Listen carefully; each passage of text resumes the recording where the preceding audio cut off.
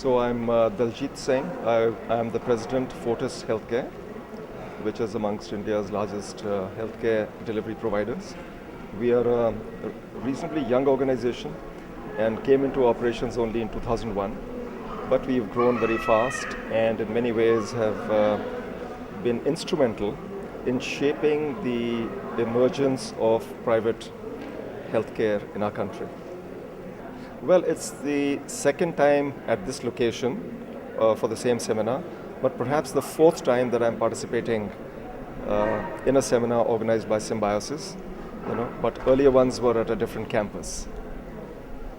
And how do you feel a seminar like this benefits healthcare providers, healthcare delivery? Well, I think what it does is that it certainly provokes us to think as to what we need, what is the message we need to give to young aspiring minds, because we are largely addressing the student community. They are going to be the future leaders, healthcare leaders of our country.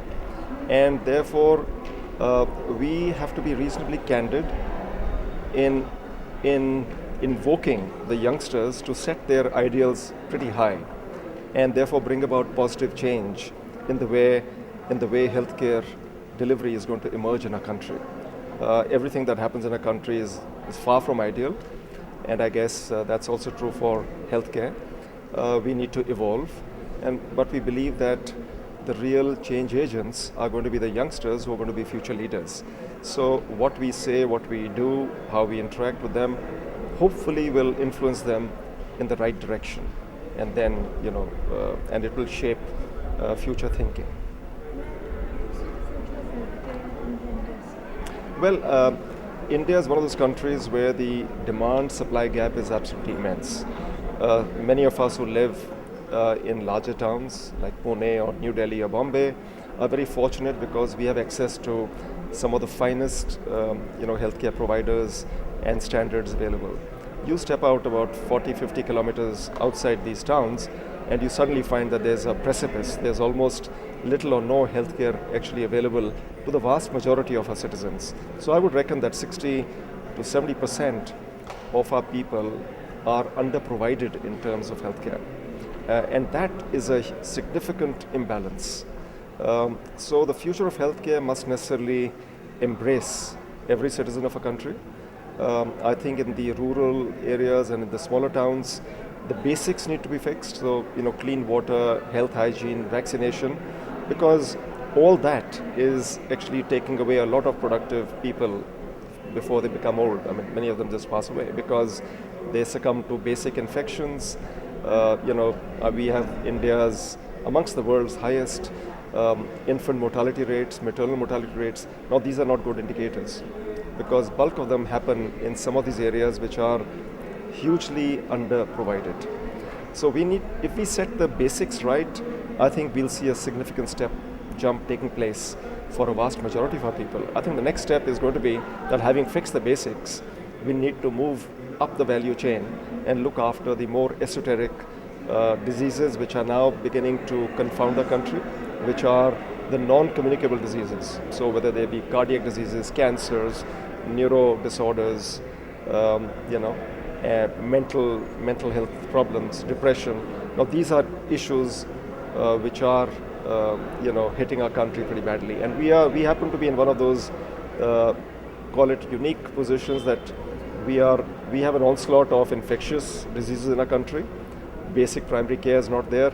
Equally, we have an onslaught of the non-communicable diseases, which were till recently thought to be only lifestyle-related diseases. That means problems that only the rich and mighty would face. But we are finding that similar diseases are as prevalent amongst the not so well-to-do population of our country. So the future of healthcare must necessarily address this issue, and largely it has to focus on three themes, and the themes are to do with affordability.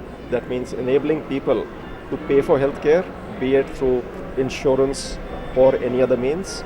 The second will be in terms of accessibility. That means providing healthcare facilities and infrastructure and doctors where people live. so in the hinterland, in the rural or rural areas and smaller towns. And thirdly, it has to be reliability, which is to do with quality. That means there needs to be a certain standardization of healthcare, and that is a very important aspect. That means the quality dimension of healthcare delivery is something very, very important to all of us. So India needs to innovate and address all these problems. We don't have the luxury of spending huge amount of money, and we need to learn from the mistakes that developed nations have made. Our spend on healthcare is relatively low, but we don't need to go where America has gone because they are finding it totally unaffordable.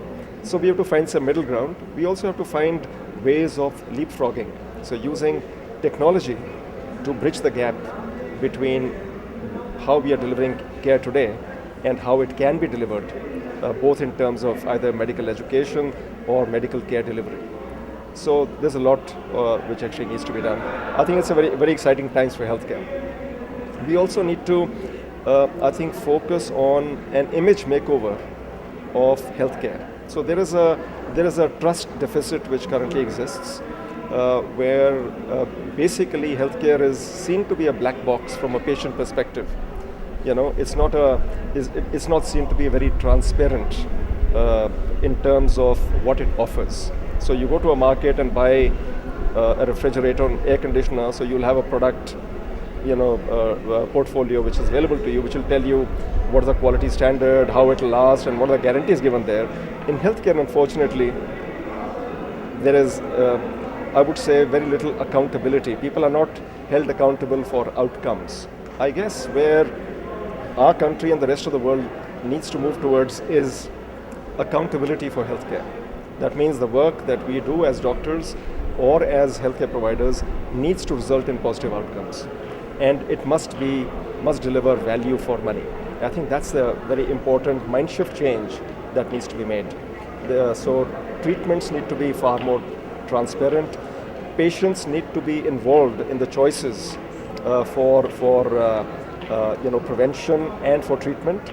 And just like people make choices as to what product to buy in the marketplace, be it on grounds of quality or cost or whatever factor, I think they need to be taking responsibility in respect of their health too. I think when it comes to health, people largely simply leave it to the doctor, and that necessarily may not be the best model for the way healthcare is delivered in the future. Okay, thank you.